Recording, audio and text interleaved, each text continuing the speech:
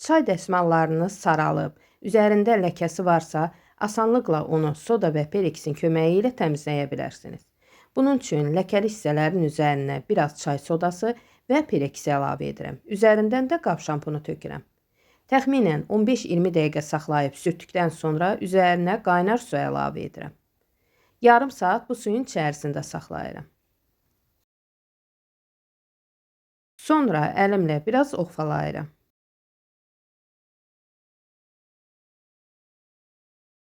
Dəsmalların suyunu sıxıb paltar maşının içərisinə yerləşdirdim.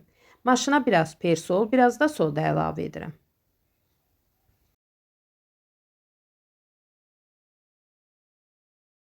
Maşını işlək vəziyyətə gətirib dəsmalları yuyuram.